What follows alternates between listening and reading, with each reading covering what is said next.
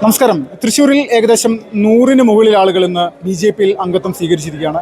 B J പിയുടെ സംസ്ഥാന അധ്യക്ഷനായിട്ടുള്ള രാജീവ് ചന്ദ്രശേഖറിൽ നിന്നാണ് അംഗത്വം സ്വീകരിച്ചിരിക്കുന്നത്. നിരവധി ക്രൈസ്തവർ ബി ജെ പിയിൽ ഇന്ന് ഇതിൻ്റെ ഭാഗമായിട്ട് ചേർന്നിട്ടുണ്ട്. അപ്പോൾ ഇതിൽ ഇപ്പോൾ സോണി എന്ന് പറയുന്നൊരു ചേച്ചി ഇന്ന് അംഗത്വം സ്വീകരിച്ചതിൽ ഒരാളാണ്. അപ്പോൾ ആ ചേച്ചിയോട് തന്നെ ചോദിച്ച് മനസ്സിലാക്കാം എന്തുകൊണ്ടാണ് ബി ജെ പിയിൽ അംഗത്വം സ്വീകരിച്ചത്. ചേച്ചി നമസ്കാരം. നമസ്കാരം. ചേച്ചി, ഇപ്പോൾ ബി ജെ പിയിൽ അംഗത്വം സ്വീകരിക്കാനുള്ളൊരു പ്രധാനപ്പെട്ട കാരണം എന്താണ്, പ്രത്യേകിച്ച് ഇന്നത്തെ ഒരു ദിവസം?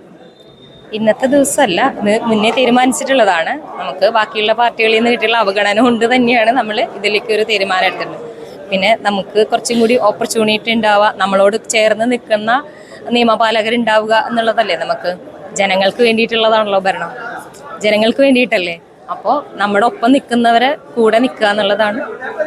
ചേച്ചി ഒരു ക്രൈസ്തവ വിഭാഗത്തിൽ നിന്നുള്ളൊരു ആളാണല്ലോ. ഇപ്പം കേരളത്തിൽ നടന്നുകൊണ്ടിരിക്കുന്ന ഒരു പ്രചരണം ഉണ്ടല്ലോ, ബി ജെ പിക്കെതിരെ 2 കന്യാസ്ത്രീമാർ ഛത്തീസ്ഗഡിൽ അറസ്റ്റിലായ വിഷയവുമായി ബന്ധപ്പെട്ടുകൊണ്ട്. അപ്പോൾ ഇത് നിരന്തരമായിട്ട് ബി ജെ പി ഒരു ക്രിസ്ത്യൻ വിരുദ്ധ പാർട്ടിയാണെന്നുള്ള രീതിയിൽ പ്രചരിപ്പിക്കാൻ വേണ്ടിയുള്ള വലിയൊരു ശ്രമം നടക്കുന്നുണ്ട്. അപ്പോൾ ചേച്ചി ഒരു ക്രൈസ്തവ വിഭാഗത്തിൽ നിന്ന് ആളതിൻ്റെ പേരിൽ ഇപ്പോൾ ചേച്ചിയുടെ ഒരു അഭിപ്രായം എന്താണ്, ചേച്ചിയുടെ ഒരു നിലപാടെന്താണ് ഈ വിഷയത്തിൽ? ബി ജെ പി ഒരിക്കലും ക്രൈസ്തവർക്ക് എതിരായിട്ട് ചെയ്തിട്ടില്ല. അത് ആൾക്കാർക്ക് പറഞ്ഞുണ്ടാക്കാൻ പ്രശ്നമൊന്നുമില്ലല്ലോ. അപ്പോൾ അവരെ എന്താ പറയുക, ഇതിൽ നിന്ന് വിമുക്തരാക്കാൻ വേണ്ടിയിട്ട് ഏറ്റവും കൂടുതൽ പ്രവർത്തിക്കുന്നത് ബി ജെ പി ആണ്.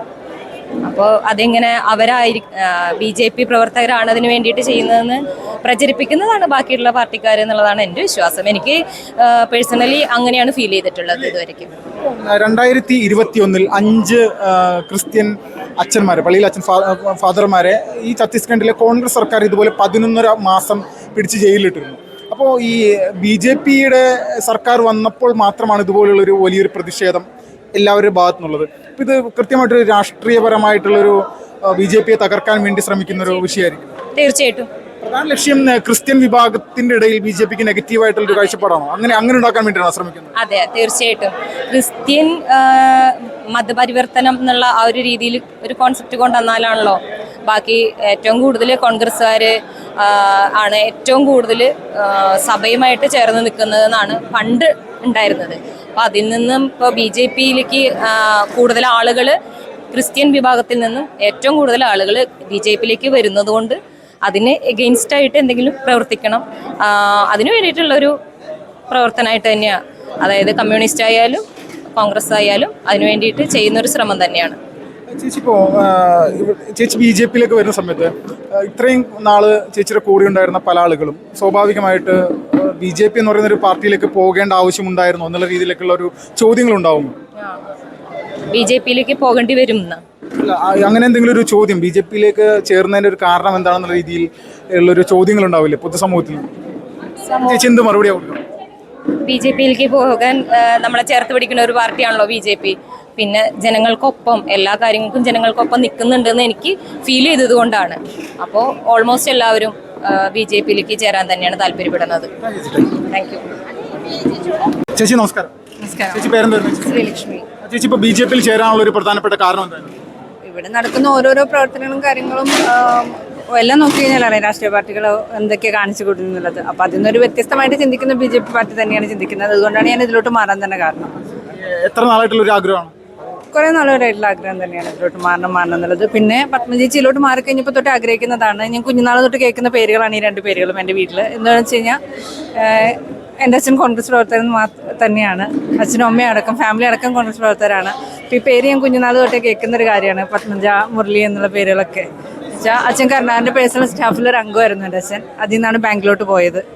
അപ്പോൾ അത് കാരണം കൊണ്ട് ഇങ്ങോട്ടേക്ക് പത്മജി മാറിപ്പോൾ എന്തെങ്കിലും ഒരു കാരണം ഉണ്ടാവുമല്ലോ, മാറാനായിട്ടൊരു കാരണം ഉണ്ടാവുമല്ലോ. അല്ലെങ്കിൽ അത്രയും വർഷം ഒരു കോൺഗ്രസ്സുകാരനായ ഒരു അച്ഛൻ്റെ മകൾ ഇതിലോട്ട് ഇങ്ങനെ പാർട്ടിയിലോട്ട് മാറണമെന്നുണ്ടെങ്കിൽ അതിന് അതിൻ്റെതായിട്ടുള്ളൊരു കാരണങ്ങളുണ്ടാവും. അപ്പോൾ അത് തന്നെയാണ് എനിക്ക് ഇതിലേക്ക് വരാനുള്ള പ്രചോദനം. സജീവമായിട്ട് പ്രവർത്തിക്കും. ചേട്ടാ നമസ്കാരം. ഗണേഷ്. ചേട്ടാ ഇപ്പോൾ ബി ജെ പിയിൽ അംഗത്വം സ്വീകരിക്കാനുള്ള പ്രധാനപ്പെട്ട കാരണം? മെയിൻലി ഞാൻ ഇതുവരെ ഒരു രാഷ്ട്രീയ പാർട്ടിയിൽ അംഗമായിരുന്നില്ല. പക്ഷേ LDF UDF ഭരിക്കുന്നത് ഞാൻ കണ്ടിട്ടുണ്ട്. അപ്പോൾ കേരളത്തിലാണെങ്കിൽ ഇന്ത്യയിലാണെങ്കിൽ കേരളത്തിൽ പ്രത്യേകിച്ചിട്ടും ഒരു വികസിത കേരളം എന്നുള്ള ഒരു കാഴ്ചപ്പാട് എത്തിച്ചേരണമെങ്കിൽ അത് എന്തായാലും ബി ജെ പി മാത്രമേ സാധിക്കുള്ളൂ എന്നുള്ള ഇതിലാണ് ബി ജെ പിയിലേക്ക് വന്നത്. തീർച്ചയായും ബി ജെ പിയിൽ 100% വിശ്വാസമുണ്ട്. തീർച്ചയായും ജാതി മത വർണ്ണ വർഗ്ഗ വ്യത്യാസമില്ലാതെ ബി ജെ പി എല്ലാവരും ഒരേപോലെ തന്നെയാണ് കാണുന്നത്. സജീവമായിട്ട് പ്രവർത്തിക്കണം. ചേട്ടാ നമസ്കാരം. നമസ്കാരം. എൻ്റെ പേര് ബാബു അസീസി. എവിടെ? ഈ തൃശ്ശൂരിക്കര ലാലൂരാണ്. ചേട്ടാ ഇപ്പോൾ BJP അംഗത്വം സ്വീകരിച്ചിരിക്കുകയാണല്ലോ ഇന്ന്. എന്തുകൊണ്ടാണ് ഇപ്പോൾ BJP അംഗത്വം സ്വീകരിക്കാനുള്ള കാരണം എന്താ? അതായത് നരേന്ദ്രമോദി ഗവൺമെൻറ്റിൻ്റെ BJP ഗവൺമെൻറ്റിൻ്റെ വികസന പ്രവർത്തനങ്ങളും അതുപോലെ ജാതിയിലെ മതത്തിലെ രാഷ്ട്രീയമില്ല എല്ലാം അവരെയും ഒന്നുപോലെ കണ്ട് കൈകോർത്ത് അവർക്ക് കാര്യങ്ങൾ നടത്തി കൊടുക്കുന്ന വലിയൊരു ഇതായി. അപ്പം നരേന്ദ്രമോദിയുടെ പ്രവർത്തനം അതുപോലെ തൃശ്ശൂർ ഇവിടെയുള്ള BJP പ്രവർത്തകരുടെയും അവരുടെ സഹകരണം അതുപോലെ എല്ലാം കണ്ടു മനസ്സിലാക്കിയിട്ടാണ് BJPക്ക് വരെ. ഞാൻ 20-25 കൊല്ലത്തോളമായി ഇന്ത്യൻ നാഷണൽ കോൺഗ്രസ്സിൽ ഞാൻ ബൂത്ത് പ്രസിഡൻ്റായിരുന്നു. അതുപോലെ വേറെ INTUCയിലും അതുപോലെ ബാക്കി കുറേ കാര്യങ്ങളിലും ഉള്ള ആളായിരുന്നു. അവരുടെ എൻ്റെ ഭാഷയിൽ പറയുക കുതികാല് വെട്ടാന്നാണ്. രാഷ്ട്രീയക്കാർ മറ്റുള്ള ലീഡേഴ്സൊക്കെ നമ്മളാരെങ്കിലും വളർന്നു വരുന്നു, നമുക്ക് സ്ഥാനമൊന്നും വേണ്ട, ഇപ്പോഴും ഒരു സ്ഥാനം ആഗ്രഹിക്കുന്നത്. പക്ഷെ വളർന്നു വന്നു കുറച്ച് ജനങ്ങൾ കൂടെയുണ്ട് നടത്തുന്നത് കണ്ടു കഴിഞ്ഞാൽ അവൻ നന്നായി മുകളിലേക്ക് പോവോ, അപ്പോൾ ഒരു കുതികാല് വെട്ടാം എന്നാണ് എൻ്റെ ഭാഷയിൽ. അപ്പം അങ്ങനെ ചെയ്തത് കൊണ്ട് ഞാൻ പാർട്ടി മാറാൻ തീരുമാനിച്ചു. അങ്ങനെ ഞാൻ BJPയിലേക്ക് പോകും. ഇപ്പോൾ സ്വാഭാവികമായിട്ട് മറ്റുള്ള ആളുകളൊക്കെ ചോദിക്കില്ലേ ഇപ്പോൾ BJPയിൽ ചേർന്നത് എന്താണ്, അല്ലെങ്കിൽ സ്വാഭാവികമായിട്ട് ഈ ഒരു പാർട്ടി ഇത്രയും നാൾ പ്രവർത്തിച്ചത് അത് വിട്ടു പോകേണ്ട ആവശ്യമുണ്ടായിരുന്നില്ല എന്നൊക്കെ മുന്നത്തെ സഹപ്രവർത്തകരൊക്കെ ചോദിക്കാം.